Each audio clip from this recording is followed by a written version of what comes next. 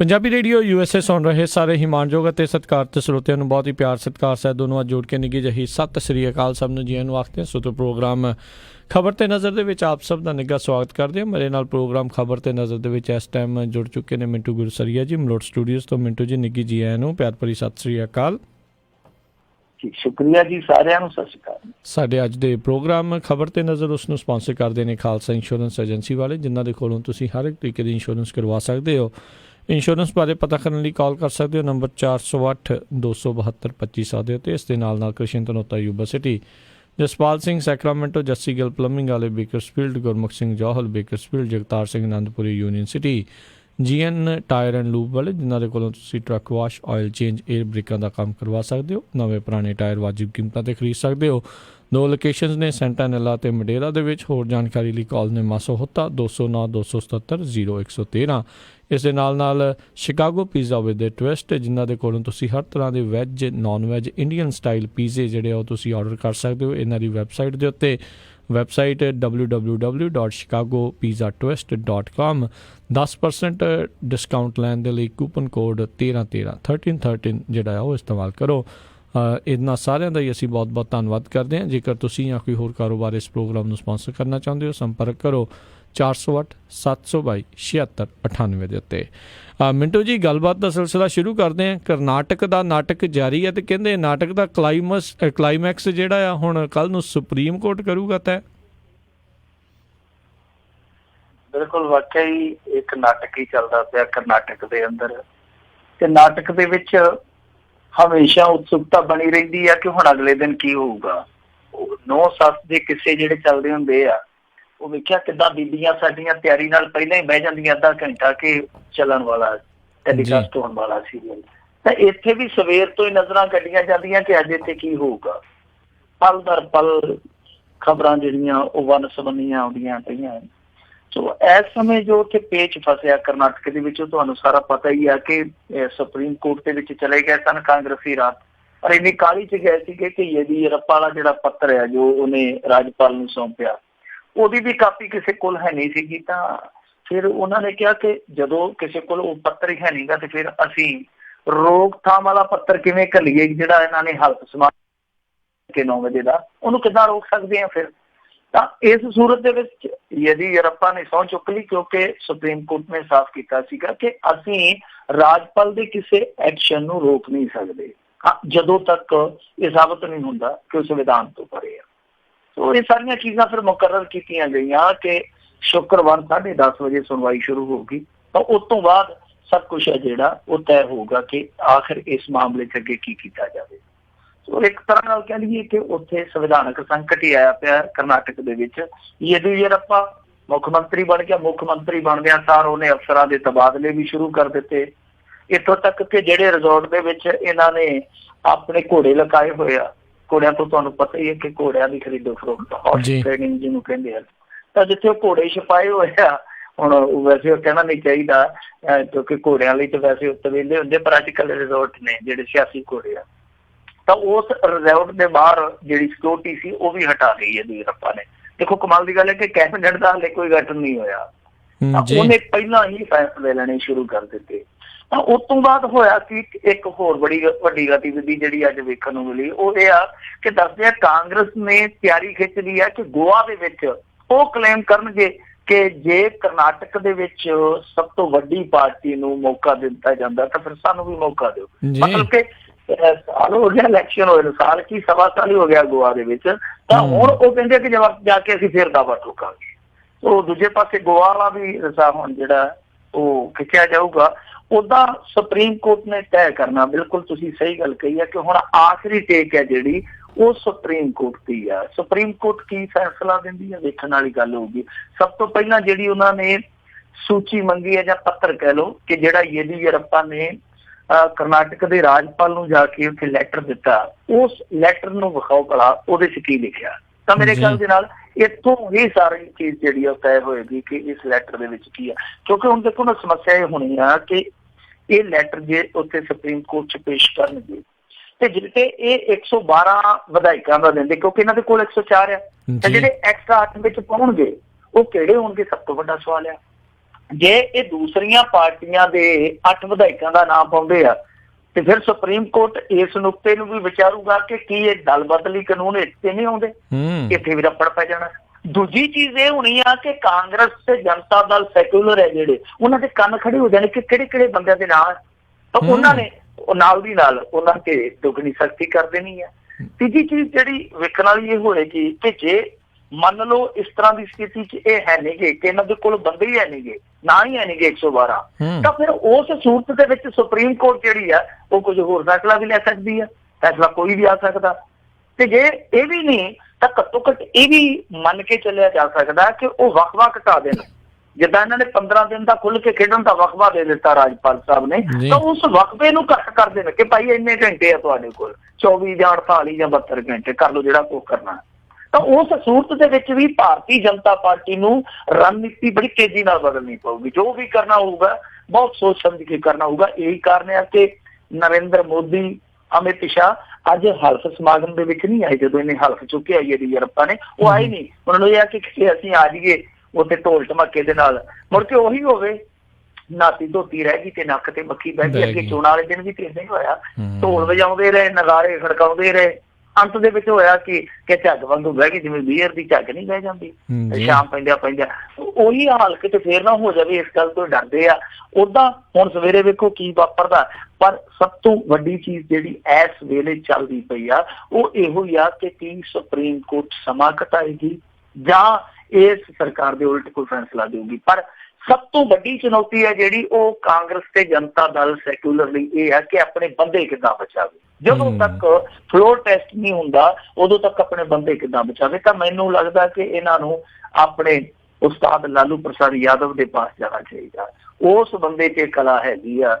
2000 ਦਾ election ਸਾਨੂੰ ਯਾਦ ਕਰਨਾ ਚਾਹੀਦਾ, ਜਦੋਂ ਇੱਕ ਪਾਸੇ ਭਾਜਪਾ ਸੀ, ਨਿਤਿਸ਼ ਕੁਮਾਰ ਸੀ, ਸਮਤਾ ਪਾਰਟੀ ਸੀ।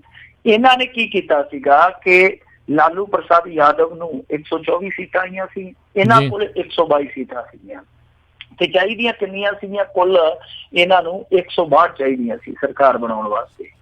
ਤਾਂ ਹੋਇਆ ਕੀ ਕਿ ਨਿਤਿਸ਼ ਕੁਮਾਰ ਨੇ ਦਾਅਵਾ ਠੋਕ ਦਿੱਤਾ ਸੀਗਾ ਕਿ ਅਸੀਂ, ਕਿਉਂਕਿ ਨਾਲ 12 ਆਜ਼ਾਦ ਵਿਧਾਇਕ ਰੱਖੇ ਹੋਏ ਆ, ਨਾਲ 12 ਜਿਹੜੇ ਝਾਰਖੰਡ ਮੁਕਤੀ ਮੋਰਚਾ ਵਾਲੇ ਆ ਗਏ ਸਾਡੇ, ਸੋ ਇਸ ਕਰਕੇ 146 ਸਾਡੇ ਕੋਲ ਹੈਗੇ ਆ, 16 ਦਾ ਸਾਡਾ ਜੁਗਾੜ ਹੋ ਜਾਊਗਾ। ਤਾਂ ਇਹੀ ਹੋਇਆ ਸੀਗਾ ਕਿ ਰਾਜਪਾਲ ਨੇ 124 ਸੀਟਾਂ ਵਾਲੇ ਲਾਲੂ ਪ੍ਰਸਾਦ ਯਾਦਵ ਨੂੰ ਛੱਡ ਕੇ ਨਿਤਿਸ਼ ਕੁਮਾਰ ਨੂੰ ਮੌਕਾ ਦੇ ਦਿੱਤਾ ਸੀ, ਕਿਉਂਕਿ ਉਦੋਂ ਵੀ ਸੈਂਟਰ ਦੇ ਵਿੱਚ ਸਰਕਾਰ ਭਾਰਤੀ ਜਨਤਾ ਪਾਰਟੀ ਵਾਲਿਆਂ ਦੀ ਸੀ। ਤਾਂ ਹੋਇਆ ਕਿ ਇਹਨਾਂ ਤੋਂ ਜੁਗਾੜ ਨਹੀਂ ਸੀ ਹੋਇਆ। ਮੁੜ ਕੇ ਤਾਂ 7 ਦਿਨਾਂ ਬਾਅਦ ਤੋਂ ਚੁੱਕ ਕੇ ਨਿਤਿਸ਼ ਕੁਮਾਰ ਹੈ ਜਿਹੜਾ ਉਹ ਮੁੜ ਗਿਆ ਸੀ। ਉਹਦਾ ਕਾਰਨ ਇਹ ਸੀਗਾ ਕਿ ਨਿਤਿਸ਼ ਕੁਮਾਰ ਹੋਰਾਂ ਦੇ ਲੱਖ ਯਤਨ ਕਰਨ ਦੇ ਬਾਵਜੂਦ ਲਾਲੂ ਪ੍ਰਸਾਦ ਯਾਦਵ ਨੇ ਆਪਣਾ ਇੱਕ ਵੀ ਬੰਦਾ ਨਹੀਂ ਸੀ ਟੁੱਟਣ ਦਿੱਤਾ।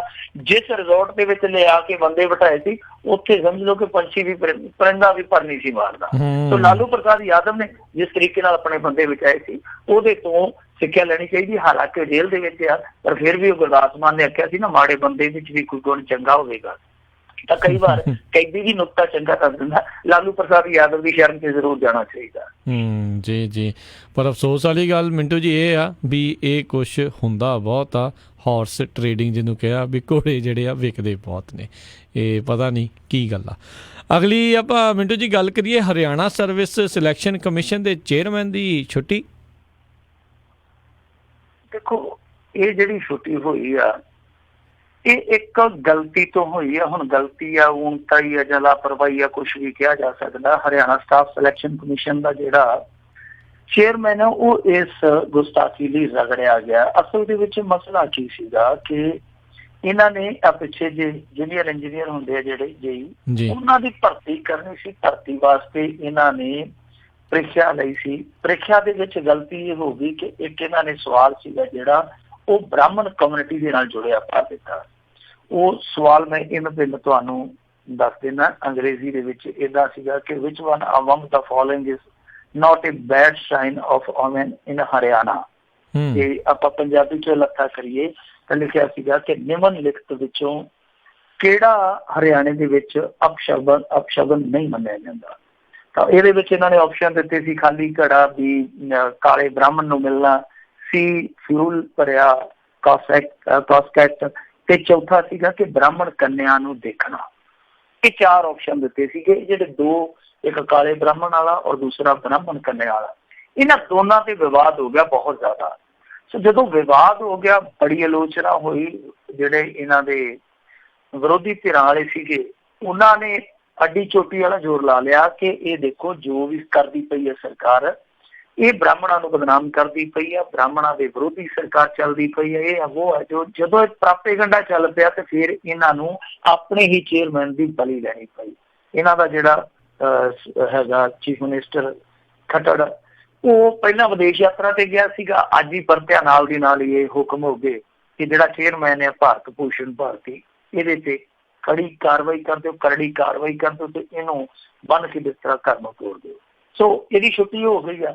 ਵੈਸੇ ਵਿਡੰਬਣਾ ਦੇਖੋ, ਤਰਾਸਦੀ ਦੇਖੋ ਸਾਡੇ ਮੁਲਕ ਦੀ, ਇਹ ਉਹੀ ਹਰਿਆਣਾ ਸਟਾਫ ਸਿਲੈਕਸ਼ਨ ਕਮਿਸ਼ਨ ਆ ਜਿਹਦੇ ਵਿੱਚ ਰਾਜ ਕਰਨਵੀਰ ਜੀ ਅਪ੍ਰੈਲ ਮਹੀਨੇ ਦੇ ਵਿੱਚ ਬਹੁਤ ਵੱਡਾ ਸਕੈਮ ਨਿਕਲਿਆ।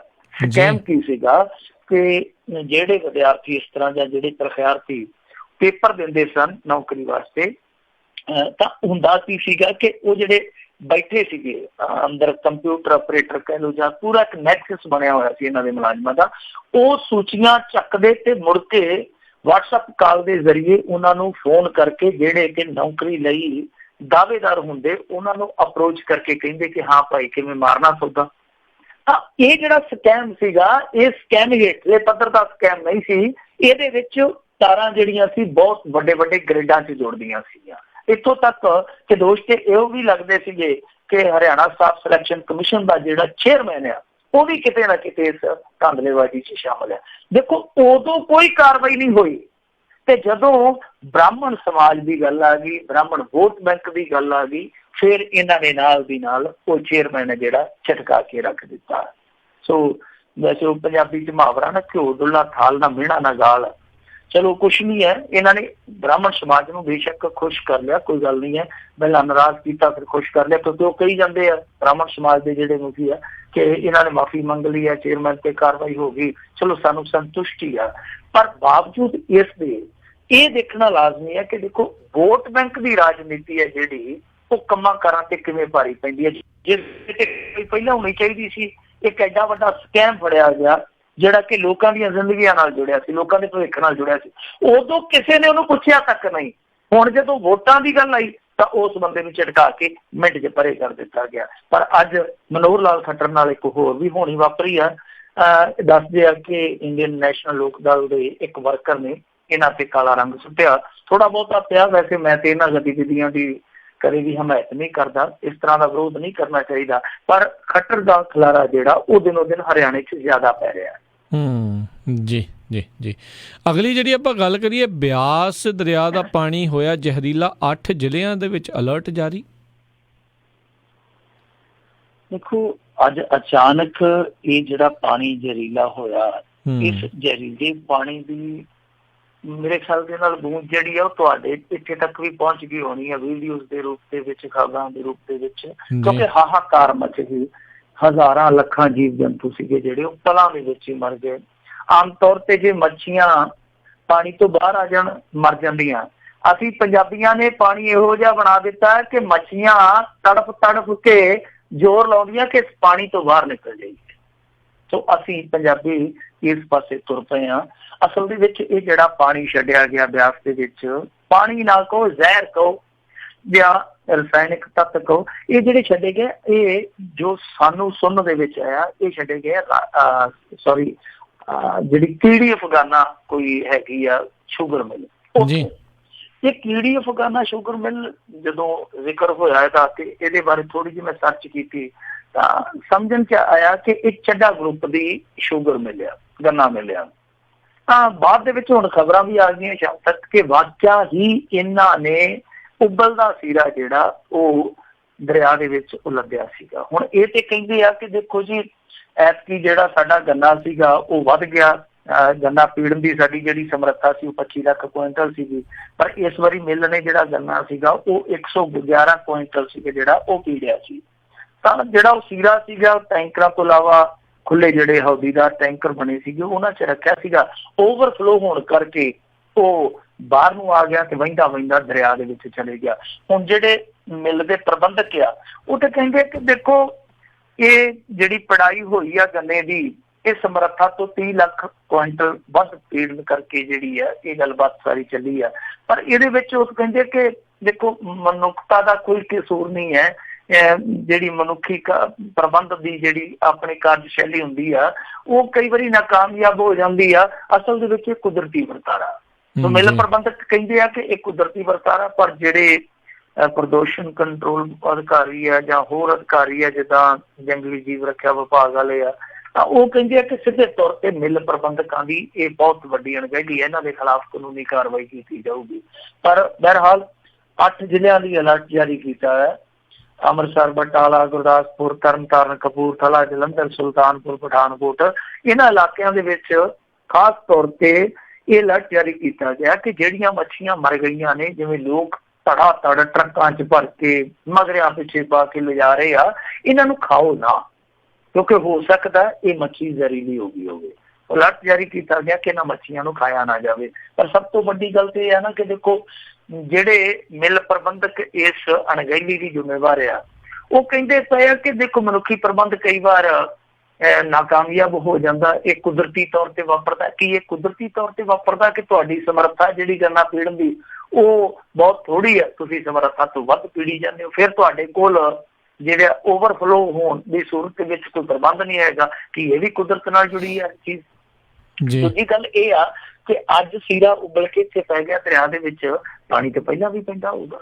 ਔਰ ਕਿਸੇ ਇੱਕ ਫੈਕਟਰੀ ਦੀ ਕਹਾਣੀ ਨਹੀਂ ਹੈ, ਕਿਸੇ ਇੱਕ ਗਰੁੱਪ ਦੀ ਫੈਕਟਰੀ ਦੀ ਕਹਾਣੀ ਨਹੀਂ ਹੈ। ਤੇ ਪੂਰੇ ਪੰਜਾਬ ਦੇ ਵਿੱਚ ਜਿੰਨਾ ਜ਼ਹਿਰ ਫੈਲਾਇਆ ਜਾ ਰਿਹਾ, ਜੇ ਅਸੀਂ ਉਹਨੂੰ ਸਾਰੇ ਨੂੰ ਦੇਖੀਏ, ਬੁੱਢੇ ਨਾਲੇ ਤੋਂ ਲੈ ਜਾਓ ਕਿੱਥੋਂ ਤੱਕ ਉਹ ਪਿੱਛੇ ਚਲੇ ਜਾਂਦਾ ਗੁਰਦਾਸਪੁਰ ਤੱਕ, ਸਾਰੀਆਂ ਚੀਜ਼ਾਂ ਜੇ ਅਸੀਂ ਦੇਖੀਏ ਤਾਂ ਕੁੱਲ ਮਿਲਾ ਕੇ ਉਹੋ ਹੀ ਸਿੱਟਾ ਨਿਕਲਦਾ।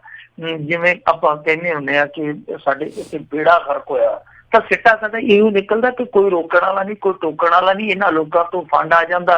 ਹੁਣ ਚੱਡਾ ਗਰੁੱਪ ਦਾ ਤੁਹਾਨੂੰ ਪਤਾ ਹੀ ਹੈ ਕਿਹਨਾਂ ਦੇ ਨਾਲ ਹੱਥ ਜੁੜਦਾ। ਪਰ ਹੁਣ ਆ ਕੀ ਚਾਹੀਦਾ ਸੀ, ਜੇ ਕਿਸੇ ਹੋਰ ਮੁਲਕ ਦੇ ਵਿੱਚ ਇਸ ਤਰ੍ਹਾਂ ਹੋਇਆ ਹੁੰਦਾ ਤੇ ਹੋ ਸਕਦਾ ਸੀ ਕਿਸੇ ਨੂੰ ਦੋਸ਼ੀ ਨੂੰ ਲਿਆ ਕੇ ਚੌਂਕ ਦੇ ਵਿੱਚ ਠੱਲ ਕੇ ਵੀ ਸਜ਼ਾ ਦੇ ਦਿੰਦੇ। ਹੁਣ ਤੱਕ ਹੋ ਸਕਦਾ ਸੀਗਾ ਕਿ 25-30 ਸਾਲ ਦੀ ਜੇਲ੍ਹ ਦਾ ਵੀਜ਼ਾ ਵੀ ਲਾ ਦਿੰਦੇ। ਹੋ ਸਕਦਾ ਸੀ ਕਿ ਇੰਨਾ ਜੁਰਮਾਨਾ ਠੋਕ ਦਿੰਦੇ ਕਿ ਸਾਰੀ ਜ਼ਿੰਦਗੀ ਉਹ ਜੁਰਮਾਨਾ ਤਾਰਦੇ ਹੀ ਕੱਢ ਲੈਂਦੇ। ਪਰ ਇੱਥੇ ਕੀ ਹੋਣਾ, ਇੱਥੇ ਇੱਧਰੋਂ ਮਿਲ ਪ੍ਰਬੰਧਕਾਂ ਦਾ ਬਿਆਨ ਆ ਗਿਆ, ਕੱਲ ਨੂੰ ਹੋ ਸਕਦਾ ਕੋਈ ਕੈਪਟਨ ਦਾ ਵਜ਼ੀਰ ਮੂੰਹ ਰੱਤਾ ਕਰਕੇ ਮੂੰਹ ਬੁਲਾ ਕੇ ਜਵਾਬ ਦੇ ਦੇਵੇ ਕਿ ਸਖਤ ਕਾਰਵਾਈ ਕਰਾਂਗੇ। ਬਸ ਆਹੀ ਕੁਛ ਹੋਣਾ, ਕਿਉਂਕਿ ਇਹ ਜਿਹੜੇ ਵੱਡੇ ਕਾਰਖਾਨੇਦਾਰ ਆ ਅਸਲ ਦੇ ਵਿੱਚ ਇਹ ਕਾਰੋਬਾਰੀ ਆ। ਤੇ ਅੱਜ ਕੱਲ ਦੀ ਰਾਜਨੀਤੀ ਹੈ ਜਿਹੜੀ, ਉਹ ਅਸੀਂ ਭਾਵੇਂ ਸਰਕਾਰਾਂ ਬਦਲਣ ਤੇ ਲੱਖ ਖੁਸ਼ ਹੋਈਏ, ਸਾਡੇ ਪੱਲੇ ਖੁਸ਼ੀ ਉਹ ਬਚਦੀ ਹੈ। ਅਸਲ ਦੇ ਵਿੱਚ ਰਾਜ ਵਪਾਰੀ ਕਰਦਾ, ਔਰ ਵਪਾਰੀ ਲੋਕਾਂ ਦਾ ਨਹੀਂ ਹੁੰਦਾ, ਵਪਾਰੀ ਹਮੇਸ਼ਾ ਨੋਟਾਂ ਦਾ ਹੁੰਦਾ। ਜੀ ਜੀ ਜੀ ਬਿਲਕੁਲ। ਅਗਲੀ ਜਿਹੜੀ ਆਪਾਂ ਗੱਲ ਕਰੀਏ, ਚੱਡਾ ਤੇ ਪਰਚਾ ਦਰਜ ਕਰਕੇ ਆਪ ਹੀ ਰੱਦ ਕਰਵਾਉਣ ਅਦਾਲਤ ਪਹੁੰਚੀ ਪੁਲਿਸ। ਹੁਣ ਦੇਖੋ ਇਹ ਜਿਹੜਾ ਚੱਡੇ ਵਾਲਾ ਕਾਂਡ ਸੀਗਾ, ਉਹ ਤੁਹਾਨੂੰ ਪਤਾ ਹੀ ਇੱਕ ਫਿਲਮ ਤੋਂ ਸ਼ੁਰੂ ਹੋਇਆ, ਇੱਕ ਵੀਡੀਓ ਤੋਂ ਸ਼ੁਰੂ ਹੋਇਆ ਜੀ। ਉਸ ਤੋਂ ਬਾਅਦ ਜੋ ਕੁਛ ਵਾਪਰਿਆ ਬੜੀ ਤੇਜ਼ੀ ਨਾਲ ਵਾਪਰਿਆ। ਇਹਦੇ ਮੁੰਡੇ ਦੀ ਖੁਦਕੁਸ਼ੀ ਸੀਗੀ ਜਿਹੜੀ, ਉਹ ਇਹਨਾਂ ਦਾ ਘਰ ਬਰਬਾਦ ਕਰ ਗਈ। ਇੱਜ਼ਤ ਜਿਹੜੀ ਸੀਗੀ ਉਹ ਨਿਲਾਮ ਹੋ ਗਈ। ਬਹੁਤ ਕੁਛ ਹੋਇਆ, ਬਹੁਤ ਕੁਛ ਵਾਪਰਿਆ। ਪਰ ਬਾਅਦ ਦੇ ਵਿੱਚ ਹੋਇਆ ਕੀ ਸੀਗਾ ਕਿ ਜਿਹੜੀ ਬੀਬੀ ਨੇ ਸ਼ਿਕਾਇਤ ਦਰਜ ਕਰਵਾਈ ਸੀਗੀ ਚੱਡੇ ਤੇ, ਉਸੇ ਬੀਬੀ ਨੂੰ ਵੀ ਗ੍ਰਿਫਤਾਰ ਕਰ ਲਿਆ ਸੀਗਾ, ਨਾਲ ਕੁਛ ਹੋਰ ਬੰਦੇ ਜਿਹੜੇ ਉਹ ਵੀ ਅਰੈਸਟ ਕਰ ਲਏ ਗਏ ਸੀਗੇ। ਤਾਂ ਇਹ ਮਾਜਰਾ ਆਪਣੇ ਆਪ ਦੇ ਵਿੱਚ ਉਦੋਂ ਹੀ ਉਲਝ ਗਿਆ ਸੀਗਾ ਕਿ ਕਹਾਣੀ ਕੀ ਆ, ਕਿ ਜਿਹਨੇ ਸ਼ਿਕਾਇਤ ਦਰਜ ਕਰਵਾਈ ਉਹ ਵੀ ਗ੍ਰਿਫਤਾਰ, ਜਿਹੜੇ 7-8 ਹੋਰ ਉਹ ਵੀ ਗ੍ਰਿਫਤਾਰ। ਸੋ ਸਾਰਾ ਕੁਛ ਹੈ ਜਿਹੜਾ ਬਦਲ ਗਿਆ ਸੀਗਾ। ਤਾਂ ਹੁਣ ਇਹ ਸਾਫ਼ ਹੀ ਹੋ ਗਿਆ ਕਿ ਪੁਲਿਸ ਨੇ ਆਪ ਹੀ ਪਹੁੰਚ ਕੀਤੀ ਆ ਕਿ ਜਿਹੜੀ ਇਸ ਮਾਮਲੇ 'ਚ FIR ਕੱਟੀ ਗਈ ਆ 144 ਨੰਬਰ ਦੀ, ਉਹਨੂੰ ਖਾਰਜ ਕਰ ਦਿੱਤਾ ਜਾਵੇ। ਇਹਨਾਂ ਨੇ ਇਲਾਕਾ ਮੈਜਿਸਟ੍ਰੇਟ ਦੇ ਕੋਲ ਜਾ ਕੇ ਆਪ ਹੀ ਰਿਪੋਰਟ ਦਾਖਲ ਕਰ ਦਿੱਤੀ ਹੈ। IPS ਅਧਿਕਾਰੀ ਤੇ ਜਿਹੜੇ ਸਪੈਸ਼ਲ ਇਨਵੈਸਟੀਗੇਸ਼ਨ ਦੇ ਚੇਅਰਮੈਨ ਸੀ LK ਯਾਦਵ, ਲక్ష్ਮੀਕਾਂਤ ਯਾਦਵ ਹੈ ਜਿਹਨਾਂ ਦਾ ਪੂਰਾ ਨਾਮ, ਬੜੇ ਕਾਬਲ ਅਫਸਰ ਹੈ ਵੈਸੇ ਉਹ। ਤਾਂ ਉਹ ਯਾਦਵ ਸਾਹਿਬ ਜਦੋਂ ਇਨਵੈਸਟੀਗੇਸ਼ਨ ਕਰਦੇ ਪਏ ਸੀਗੇ ਤਾਂ ਉਹਨਾਂ ਨੇ ਦੌਰਾਨੇ ਇਨਵੈਸਟੀਗੇਸ਼ਨ ਜੋ ਕੁਛ ਪਾਇਆ, ਜੋ ਕੁਛ ਦਾਅਵਾ ਕਰਦੇ ਆ, ਉਹ ਕਹਿੰਦੇ ਆ ਕਿ ਦੇਖੋ ਇਸ FIR ਦੇ ਵਿੱਚ ਕੇਸ ਜੋਗੇ ਕੋਈ ਵੀ ਤੱਥ ਨਹੀਂ, ਕੋਈ ਵੀ ਸਬੂਤ ਨਹੀਂ ਹੈ। ਯਾਨੀ ਜਿਹੜੀ ਚੱਡੇ ਤੇ FIR ਦਰਜ ਕੀਤੀ ਗਈ ਸੀ ਉਹਦੇ ਵਿੱਚ ਸ਼ਾਇਦ ਉਹਦੇ ਬੇਟੇ ਦਾ ਵੀ ਨਾਮ ਸੀਗਾ ਜਿਹਨੇ ਖੁਦਕੁਸ਼ੀ ਕਰ ਲਈ ਸੀਗੀ। ਤਾਂ ਉਹ ਜਿਹੜੀ FIR ਦਰਜ ਕੀਤੀ ਗਈ ਆ, ਇਹਦੇ ਵਿੱਚ ਕੋਈ ਦਮ ਨਹੀਂ ਹੈ, ਬੇਦਮ ਆ। ਔਰ ਨਾਲ ਇਹ ਵੀ ਲਿਖਿਆ ਗਿਆ ਕਿ ਇਹ ਕੇਸ ਜਿਹੜਾ ਦਰਜ ਕੀਤਾ ਗਿਆ ਸੀਗਾ ਇਹ ਜਲਦਬਾਜ਼ੀ ਚ ਪੁਲਿਸ ਨੇ ਦਰਜ ਕੀਤਾ ਸੀ, ਸੋ ਲਿਹਾਜ਼ਾ ਇਹ ਕੇਸ ਅੱਗੇ ਨਹੀਂ ਚਲਾਇਆ ਜਾ ਸਕਦਾ। ਹੁਣ ਇਹ ਦੇਖੋ ਵਿਡੰਬਨਾ ਤਰਾਸਦੀ ਸਾਡਾ ਇੱਥੋਂ ਦੇ ਸਿਸਟਮ ਦਾ ਦੁਖਾਂਤ ਕਿ ਜਿਹੜੀ ਪੁਲਿਸ ਪਰਚਾ ਦਰਜ ਕਰਦੀ ਆ ਕੁਛ ਵੀ ਆਪੇ ਕਹਿੰਦੀ ਪਈ ਆ ਕਿ ਅਸੀਂ ਜਲਦਬਾਜ਼ੀ ਚ ਪਰਚਾ ਦਰਜ ਕਰ ਦਿੱਤਾ, ਤੁਸੀਂ ਇਹਨੂੰ ਖਾਰਜ ਕਰ ਦਿਓ। ਪਰ ਇੱਕ ਬੰਦੇ ਦੀ ਜਾਨ ਚਲੇ ਗਈ, ਇੱਕ ਬੰਦੇ ਦੀ ਇੱਜ਼ਤ ਉਹ ਤੇ ਗਈ ਸੋ ਗਈ। ਦੇਖ ਲਓ ਕਿ ਉਹ ਘਰ ਕਿੱਥੇ ਪਿੱਛੇ ਪੈ ਗਿਆ। ਤੇ ਇਹ ਜਾ ਕੇ ਕਹਿੰਦੇ ਭੋਲੇ ਜੀ ਜਿਵੇਂ ਦਿੰਦੇ ਨਾ ਕਿ ਖਾਣ ਵਾਲੇ ਨੂੰ ਸਵਾਦ ਨਹੀਂ ਆਇਆ, ਬੱਕਰੇ ਦੀ ਜਾਨ ਗਈ ਜੀ। ਸੋ ਇਹ ਜਾ ਕੇ ਹੁਣ ਭੋਲੇ ਜੇ ਮੂੰਹ ਨਾਲ ਕਹਿ ਦਿੰਦੇ ਕਿ ਨਹੀਂ ਜੀ ਇਸ ਮਾਮਲੇ ਨੂੰ ਖਾਰਜ ਕਰ ਦਿਓ, ਪਰ ਜੋ ਨੁਕਸਾਨ ਹੋ ਚੁੱਕਾ ਹੁਣ ਤੱਕ ਉਹਦੀ ਭਰਪਾਈ ਕੌਣ ਕਰੂਗਾ? ਔਰ ਦੂਸਰੀ ਚੀਜ਼ ਇਸ ਗੱਲ ਤੋਂ ਇਹ ਵੀ ਸਾਫ਼ ਹੋ ਜਾਂਦੀ ਹੈ ਨਾ ਕਿ ਦੇਖੋ ਪੁਲਿਸ ਧਾਰਨਾਵਾਂ ਤੇ ਚੱਲਦੀ ਆ, ਨਾ ਕਿ ਜੋ ਉਹਨਾਂ ਦੀ ਪੇਸ਼ੇਵਰ ਸਿਧਾਂਤਕ ਜੋ ਉਹਨਾਂ ਦੀ ਕਾਰਜਸ਼ੈਲੀ ਚਾਹੀਦੀ ਆ ਉਸ ਮੁਤਾਬਕ ਨਹੀਂ ਚੱਲਦੇ, ਉਸ ਪੱਖ ਤੇ ਨਹੀਂ ਚੱਲਦੇ ਜੋ ਉਹਨਾਂ ਦਾ ਸਿਧਾਂਤਕ ਪੱਖ ਹੈ, ਪੇਸ਼ੇਵਰ ਪੱਖ ਜਿਹਨੂੰ ਆਪਾਂ ਕਹਿ ਦਿੰਦੇ ਆ, ਉਹ ਚੱਲਦੇ ਧਾਰਨਾਵਾਂ ਦੇ ਤਹਿਤ। ਧਾਰਨਾ ਉਦੋਂ ਚੱਡੇ ਦੇ ਉਲਟ ਸੀ, ਤਾਂ ਪੁਲਿਸ ਨੇ ਉਹੀ ਕੰਮ ਕੀਤਾ ਕਿ ਚੱਡੇ ਦੇ ਉਲਟ ਜਿਹੜੀ ਧਾਰਨਾ ਸੀ ਉਹਦੇ ਮੱਦੇ ਨਜ਼ਰ ਹੀ ਉਸੇ ਵਹਿਣ ਦੇ ਵਿੱਚ ਹੀ ਬਹਿ ਕੇ ਪਰਚਾ ਦਰਜ ਕਰ ਦਿੱਤਾ। ਹੋਣਾ ਇਹ ਨਹੀਂ ਚਾਹੀਦਾ।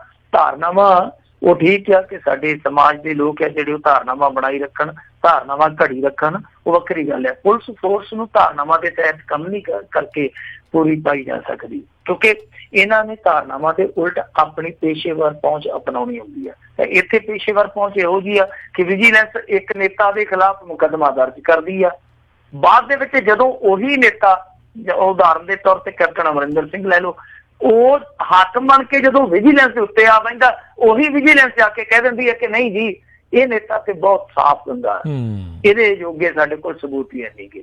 ਸੋ ਅਦਾਲਤਾਂ ਨੂੰ ਵੀ ਵੇਖਣਾ ਚਾਹੀਦਾ ਕਿ ਕੀ ਤਮਾਸ਼ਾ ਚੱਲਦਾ ਪਿਆ। ਕਿਸੇ ਦੀ ਜ਼ਿੰਦਗੀ ਬਰਬਾਦ ਕਰਕੇ ਭੋਲੇ ਜੇ ਕਹਿ ਦਿੰਦੇ ਆ। ਅੱਜ ਚੰਡੀਗੜ੍ਹ ਪੁਲਿਸ ਨੇ ਕੀ ਕੀਤਾ ਸੀਗਾ, ਥੋੜੇ ਦਿਨ ਪਹਿਲਾਂ ਦੀ ਗੱਲ ਆ ਕਿ ਇੱਕ ਮੁੰਡੇ ਤੇ ਇਹਨਾਂ ਨੇ ਰੇਪ ਦਾ ਮੁਕੱਦਮਾ ਦਰਜ ਕੀਤਾ ਸੀ, ਉਹ 1.5 ਸਾਲ ਬਾਅਦ ਰਿਹਾ ਹੋਇਆ।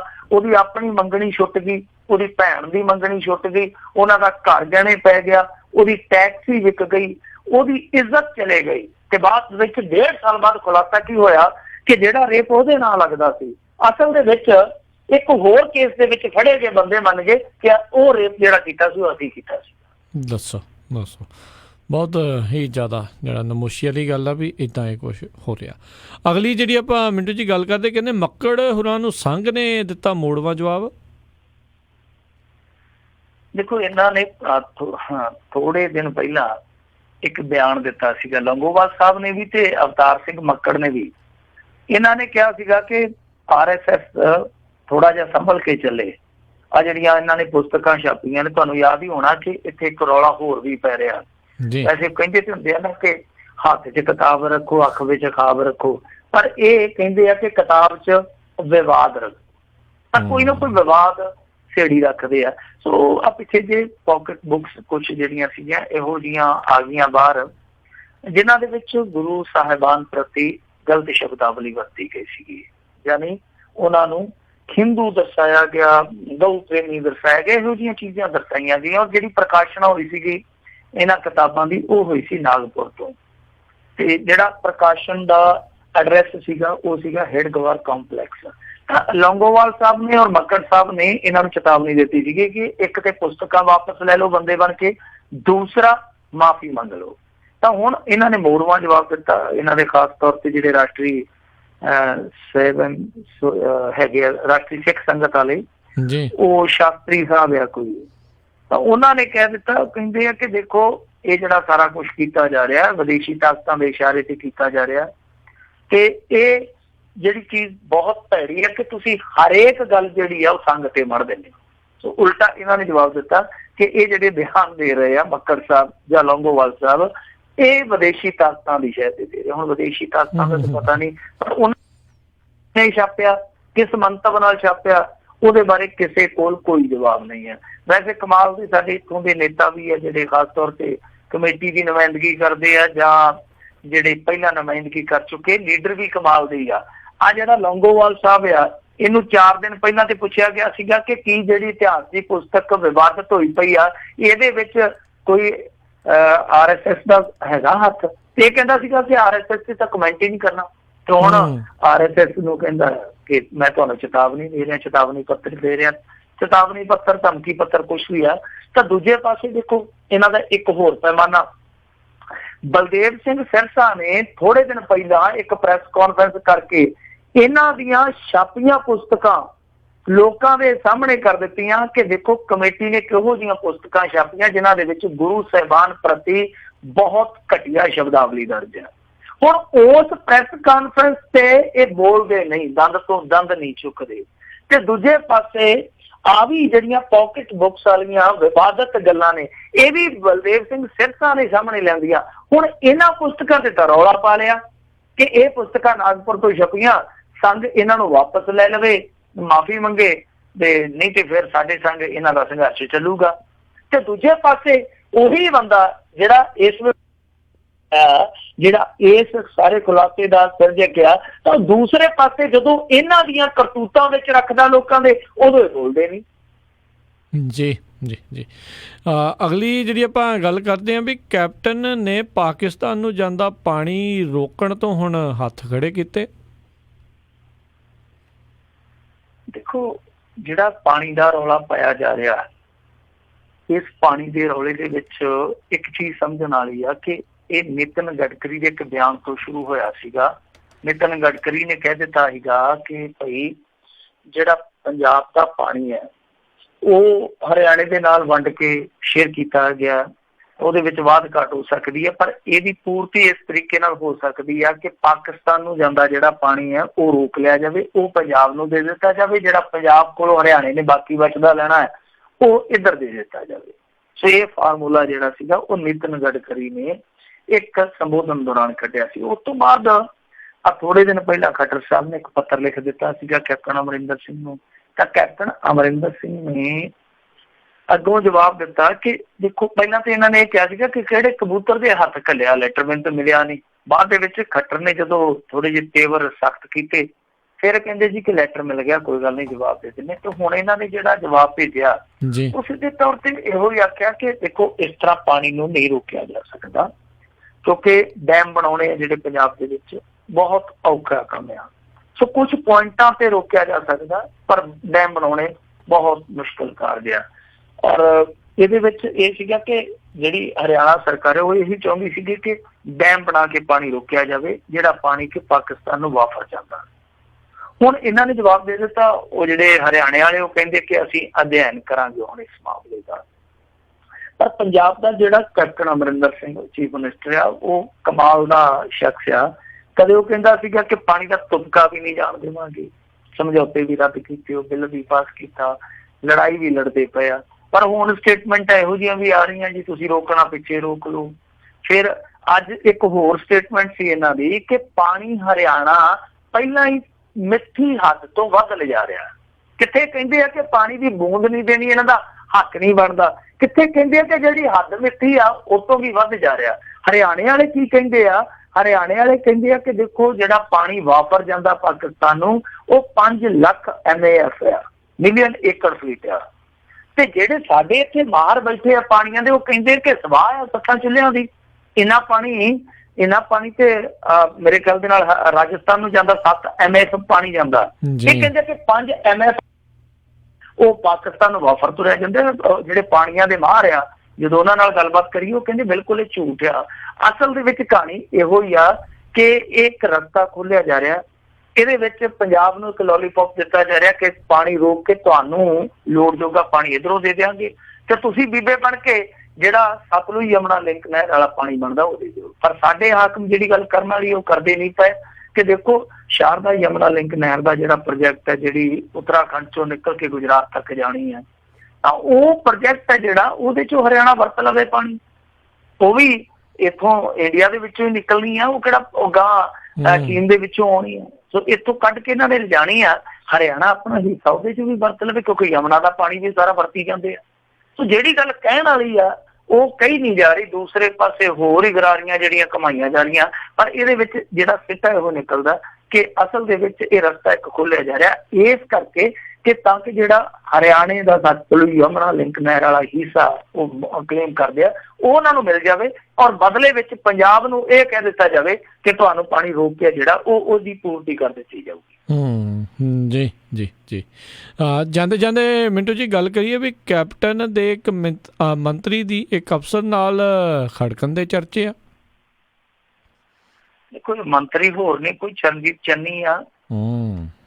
ਚਰਨਜੀਤ ਚੰਨੀ ਦਾ ਦੱਸਦੇ ਆ ਕਿ ਇੱਕ IAS ਅਫਸਰ ਦੇ ਨਾਲ ਇਸ ਸਮੇਂ ਅੰਦਰ ਖਾਤੇ ਟਾਕਰਾ ਚੱਲਦਾ ਪਿਆ, ਔਰ ਇੱਕ ਲੈਟਰ ਵੀ ਇਹਨੇ ਲਿਖ ਦਿੱਤਾ ਚੰਨੀ ਨੇ ਕਿ ਇਸ ਅਫਸਰ ਨੂੰ ਬਦਲ ਦਿੱਤਾ ਜਾਵੇ। ਪਰਸੋਨਲ ਵਿਭਾਗ ਨੂੰ ਦੱਸਦੇ ਇੱਕ ਲੈਟਰ ਲਿਖਿਆ। ABP ਸਾਂਝਾ ਵਾਲਿਆਂ ਨੇ ਕਲੇਮ ਕੀਤਾ ਕਿ ਸਾਡੇ ਪੱਤਰਕਾਰ ਨੇ ਉਹ ਲੈਟਰ ਹੈ ਜਿਹੜਾ ਉਹ ਡਾਇਰੀ ਦੇ ਵਿੱਚ ਬਕਾਇਦਾ ਜਾ ਕੇ ਆਪ ਦੇਖਿਆ, ਯਾਨੀ ਲੈਟਰ ਇਹਨੇ ਲਿਖਿਆ। ਹਾਲਾਂਕਿ ਚੰਨੀ ਇਹ ਕਹਿੰਦਾ, ਡਿਨਾਈ ਕਰਦਾ ਕਿ ਮੈਂ ਕੋਈ ਪੱਤਰ ਨਹੀਂ ਲਿਖਿਆ, ਪਰ ਸੂਤਰ ਇਹ ਗੱਲ ਦੱਸਦੇ ਆ ਕਿ ਚੰਨੀ ਤੇ ਉਸ ਅਫਸਰ ਦੇ ਵਿਚਾਲੇ ਫੰਡਾਂ ਦੇ ਖਰਚੇ ਨੂੰ ਲੈ ਕੇ ਰੇੜਕਾ ਚੱਲਦਾ ਪਿਆ। ਕਿਉਂਕਿ ਚੰਨੀ ਸਾਹਿਬ ਹੈ ਜਿਹੜੇ ਉਚੇਰੀ ਸਿੱਖਿਆ ਦੇ ਮੁਖੀ ਆ, ਉਹ ਕਹਿੰਦੇ ਆ ਕਿ ਫੰਡ ਜਿਹੜੇ ਆ ਮੈਂ ਆਪਣੀ ਮਰਜ਼ੀ ਦੇ ਨਾਲ ਖਰਚਣੇ ਆ, ਤੇ ਦੂਸਰੇ ਪਾਸੇ ਜਿਹੜਾ ਉਹ ਅਫਸਰ ਆ ਉਹ ਵੀ ਦੱਸਦੇ ਆ ਕਿ ਸਿੱਧਾ ਪੱਧਰਾ ਨਹੀਂ, ਉਹ ਕਹਿੰਦਾ ਕਿ ਜਿਵੇਂ ਨੇਮ ਕਹਿੰਦੇ ਆ, ਨੇਮ ਕਾਇਦਿਆਂ ਦੇ ਮੁਤਾਬਕ ਹੀ ਕੰਮ ਚਲਾਇਆ ਜਾਊਗਾ। ਸੋ ਇੱਕ ਹੋਰ ਖੜਕਾ ਦੜਕਾ ਜਿਹੜਾ ਉਹ ਅੰਦਰ ਖਾਤਿਓਂ ਨਿਕਲਿਆ।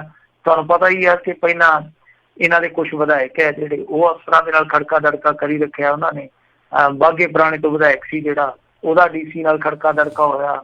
ਫਿਰ ਉਸ ਤੋਂ ਬਾਅਦ ਫਿਰੋਜ਼ਪੁਰ ਦਾ ਇੱਕ ਵਿਧਾਇਕ ਆ, ਉਹਦੇ ਵੈਸੇ ਕਾਫੀ ਚਰਚੇ ਚੱਲੀ ਜਾਂਦੇ ਅੱਜ ਕੱਲ੍ਹ, ਉਹਦਾ ਵੀ ਇੱਕ ਰੌਲਾ ਪਿਆ ਅਫਸਰ ਦੇ ਨਾਲ। ਕੁਲਵੀਰ ਸਿੰਘ ਜੀਰਾ ਜਿਹੜਾ ਇੰਦਰਜੀਤ ਸਿੰਘ ਜੀਰੇ ਦਾ ਮੁੰਡਾ, ਇੱਕ ਪ੍ਰਿੰਸੀਪਲ ਦੇ ਤਬਾਦਲੇ ਨੂੰ ਲੈ ਕੇ ਉਹਦਾ ਵੀ ਬਹੁਤ ਖੜਕਾ ਦੜਕਾ ਰਿਹਾ। ਫਿਰ ਫਲੈਟ ਨੂੰ ਲੈ ਕੇ ਖੜਕਾ ਦੜਕਾ ਰਿਹਾ। ਹੋਰ ਤੇ ਹੋਰ ਛੱਡੋ, ਜਿਹੜੀ ਸਬ ਕਮੇਟੀ ਬਣਾਈ ਆ ਰੇਤੇ ਦੀ, ਇਹਦੇ ਵਿੱਚ ਮੰਤਰੀਆਂ ਦਾ ਆਪੋ ਚ ਖੜਕਾ ਦੜਕਾ ਨਜ਼ਰ ਆ ਰਿਹਾ। ਸਿੱਧੂ ਸਾਹਿਬ ਹੈ ਜਿਹੜੇ, ਜਿਨ੍ਹਾਂ ਨੇ ਬੜੀ ਮਿਹਨਤ ਦੇ ਨਾਲ ਉਹ ਰਿਪੋਰਟ ਤਿਆਰ ਕੀਤੀ ਹੈ, ਤੇ ਜਿਹੜੇ ਉਹਨਾਂ ਦੇ ਸਾਥੀ ਸੀਗੇ ਦੋ, ਉਹੀ ਇਸੇ ਰਿਪੋਰਟ ਤੋਂ ਕਿਨਾਰਾ ਕਰ ਗਏ ਆ। ਤ੍ਰਿਪਤਰਜਿੰਦਰ ਸਿੰਘ ਬਾਜਵਾ ਜਿਹੜੇ, ਉਹ ਕਹਿੰਦੇ ਜੀ ਕਿ ਮੈਨੂੰ ਤਾਂ ਸੱਦਿਆ ਹੀ ਨਹੀਂ ਮੀਟਿੰਗ 'ਚ। ਮਨਪ੍ਰੀਤ ਸਿੰਘ ਬਾਦਲ ਹੈ ਜਿਹੜਾ, ਉਹ ਵੀ ਗੈਰ ਹਾਜ਼ਰ ਰਿਹਾ। ਉਹ ਜਿਹੜੇ ਦੋ ਮੰਤਰੀ ਸੀ ਉਹ ਵੀ ਤਾਲਾ ਵੱਢ ਕੇ ਆ। ਨਵਜੋਤ ਸਿੱਧੂ ਅਦਾਲਤ ਦੇ ਵਿੱਚੋਂ ਠੀਕ ਠਾਕ ਪਰਤਾ ਆ।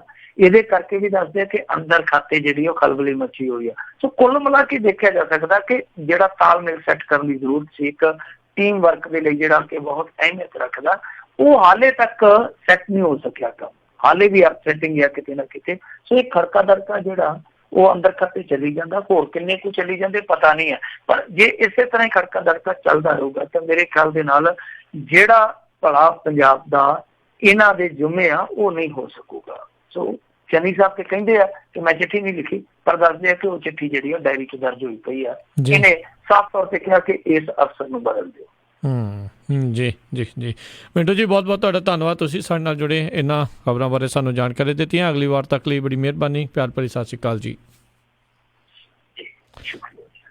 ਤੇ ਸੋ ਤੇ ਇੱਥੇ ਸਾਡਾ ਅੱਜ ਦਾ ਇਹ ਪ੍ਰੋਗਰਾਮ ਸਮਾਪਤ ਹੈ। ਮਿਲਾਂਗੇ ਅਗਲੀ ਵਾਰ, ਉਦੋਂ ਤੱਕ ਲਈ ਮੈਨੂੰ ਰਾਜਕਨਵੀਰ ਸਿੰਘ ਨੂੰ ਵੀ ਇਜਾਜ਼ਤ ਦਿਓ। ਮੇਰੇ ਵੱਲੋਂ ਵੀ ਤੁਹਾਨੂੰ ਸਾਰਿਆਂ ਨੂੰ ਪਿਆਰ ਸਤਿਕਾਰ ਸਤਿ ਨਿੱਘੀ ਜੀ ਸਤਿ ਸ਼੍ਰੀ ਅਕਾਲ। ਜਿਉਂਦੇ ਵਾਸਤੇ ਰਹੋ, ਹੱਸਦੇ ਖੇਲਦੇ ਰਹੋ, ਸੁਣਦੇ ਰਹੋ ਪੰਜਾਬੀ ਰੇਡੀਓ USA।